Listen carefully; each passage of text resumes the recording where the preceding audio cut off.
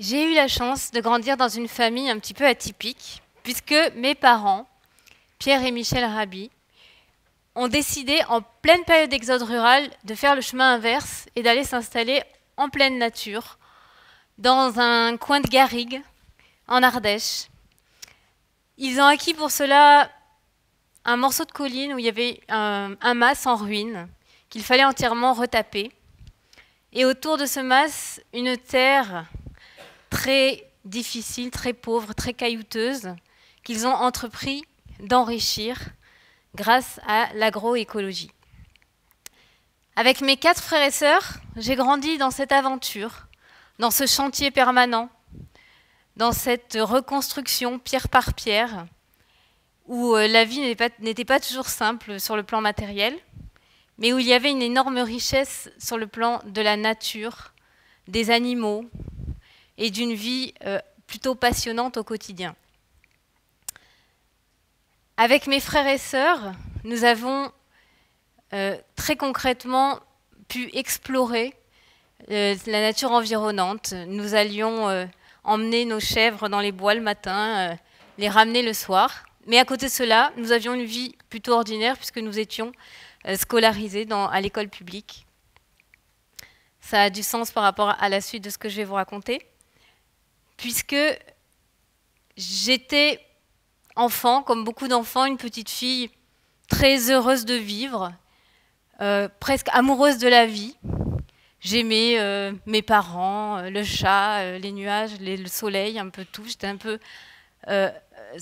très, très heureuse de vivre. Et puis, petit à petit, mon monde intérieur a commencé à s'assombrir lorsque j'ai pris conscience de ce que c'était que la réalité des humains. Donc j'ai pris conscience de cela en ouvrant les yeux sur tout ce qui m'entourait sur le plan humain, parce que du côté de la nature et des animaux, je trouvais beaucoup de satisfaction. Mais à l'école, notamment, la maîtresse nous racontait des histoires absolument horribles sur l'histoire de l'humanité.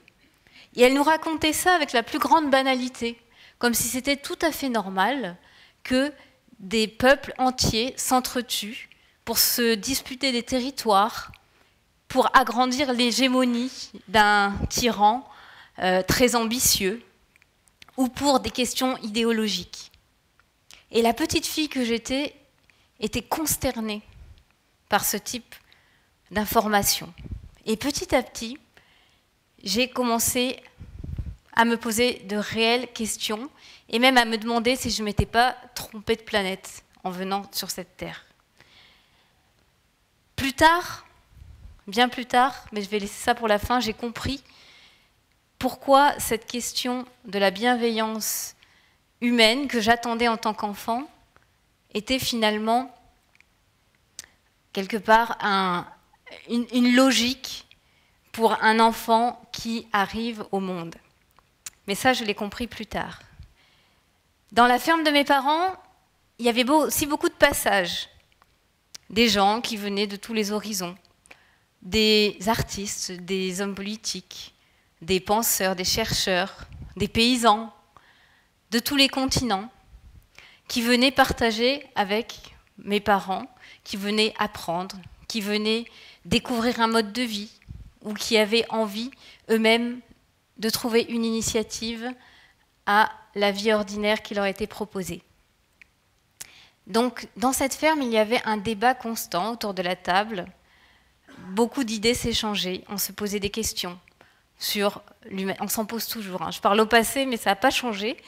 Sur l'humanité, le destin de l'humanité, la causalité de tout ça. Pourquoi est-ce que l'espèce humaine a tellement de difficultés pour vivre en harmonie sur cette planète? Pourtant, l'harmonie, je la voyais partout dans la nature. Et ce qui m'est venu, c'est que le problème de l'écologie, finalement, ce n'est pas un problème de la nature. C'est un problème de l'espèce humaine. Sans l'espèce humaine, la nature se porte à merveille. Merci pour elle. Alors, j'ai cherché pourquoi l'espèce humaine se comportait comme ça.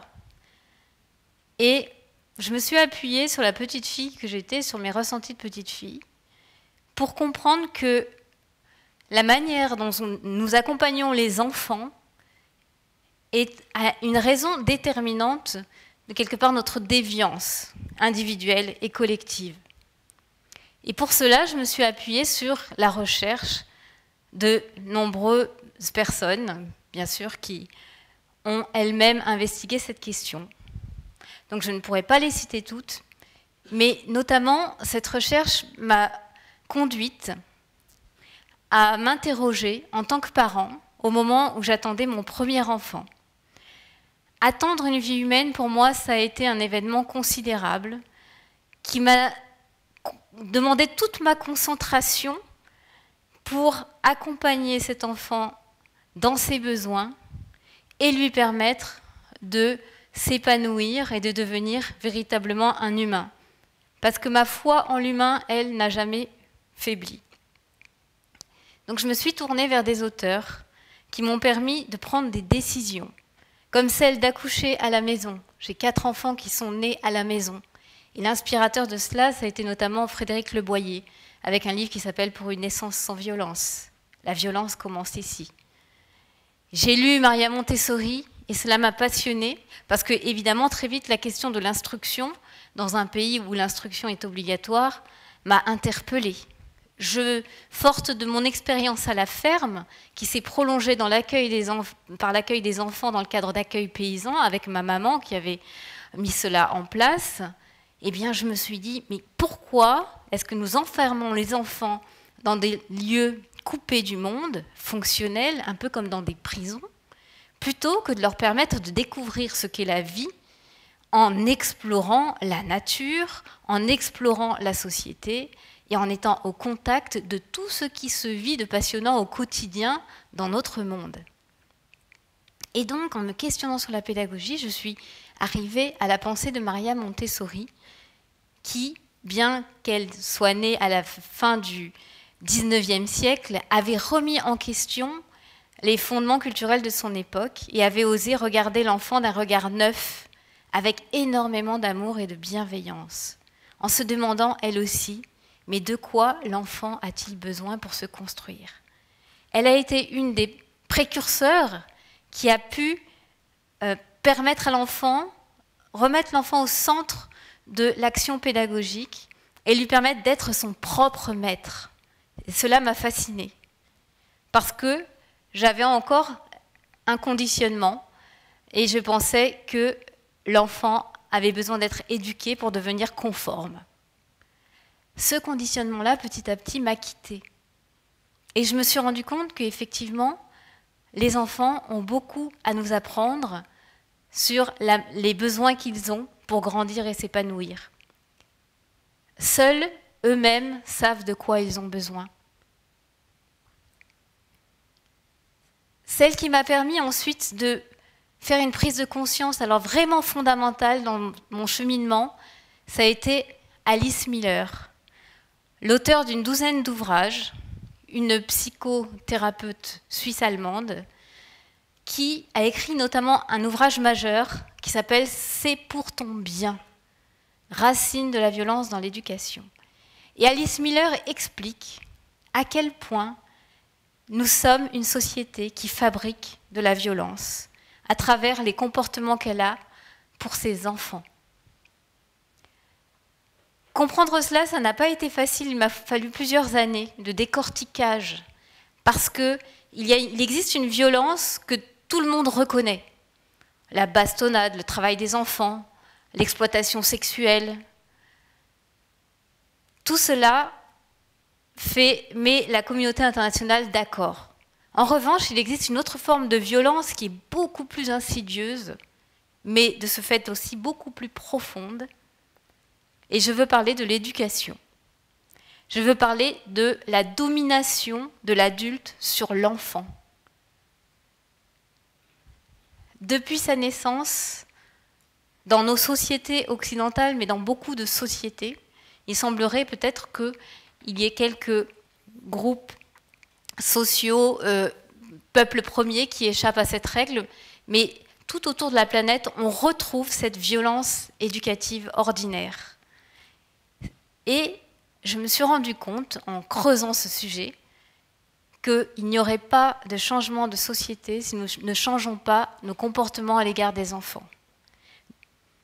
Jour après jour, année après année, par des actes éducatifs irrespectueux des besoins profonds de l'enfant, nous l'éduquons à la violence.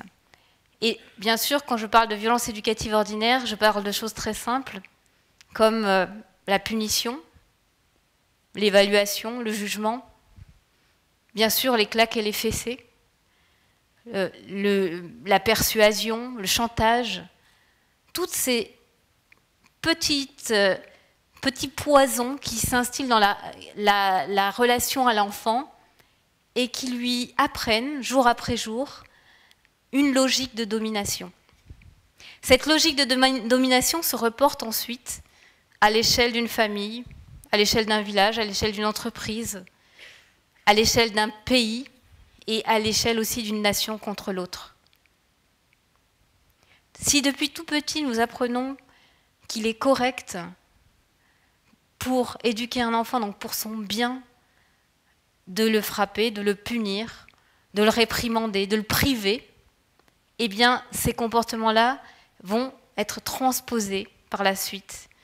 Ils vont déterminer la manière dont il va se comporter en tant que citoyen ou en tant que parent ou en tant que conjoint. Donc quand j'ai compris ces rouages-là, je me suis dit, là il y a un énorme chantier à mener. Et d'abord ce chantier, j'ai dû le mener en moi-même, parce que je n'étais pas du tout préparée à la bienveillance, pas autant que je le voudrais.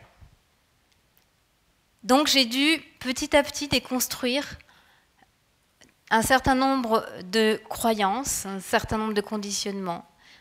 J'ai aussi dû regarder avec un regard nouveau tout ce qui se passait autour de moi, tout ce que je pouvais voir dans la société, et me relier à d'autres personnes qui avaient vu cette même violence ordinaire, non seulement à l'égard des enfants, mais aussi entre adultes, dans la manière de communiquer les uns avec les autres.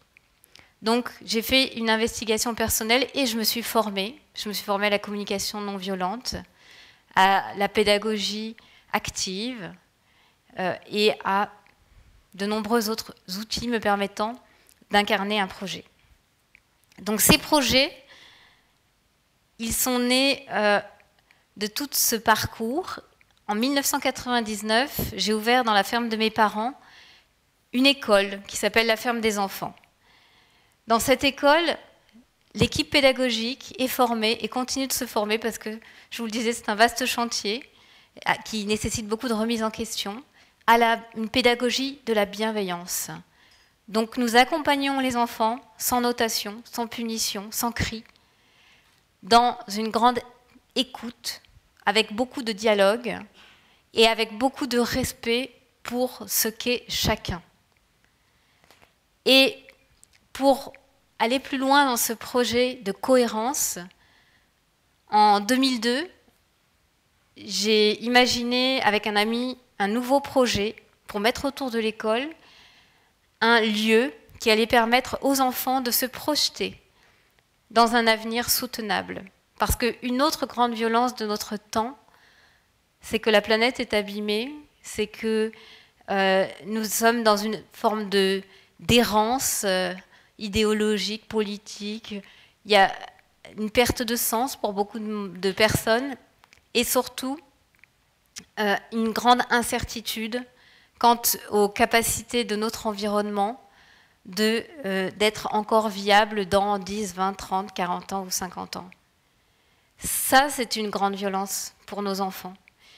Donc à un moment donné, j'ai ressenti la nécessité de nous mettre ensemble avec un grand nombre de personnes qui ont contribué pour la création d'un écolieu où nous allions expérimenter une forme de grand laboratoire où nous allions diminuer notre empreinte écologique et vivre dans plus de solidarité. Alors, pour terminer, pourquoi est-ce que la petite fille que j'étais avait raison de penser qu'il y avait un dysfonctionnement chez les adultes, c'est parce que, en faisant des études d'éthologie plus tard, beaucoup plus tard, je me suis rendu compte que la nature humaine, c'est l'amour. Pourquoi? Parce que, grâce à la théorie de l'attachement, nous savons que nous sommes déterminés biologiquement pour prendre soin de l'autre et pour avoir un lien d'attachement avec ceux qui prennent soin de nous. Donc, ce lien, cette relation entre humains, cette relation d'amour, cette relation qui produit une hormone qui s'appelle l'ocytocine, nous est absolument indispensable et je compte sur elle pour nous permettre de relever les défis qui nous attendent. Merci.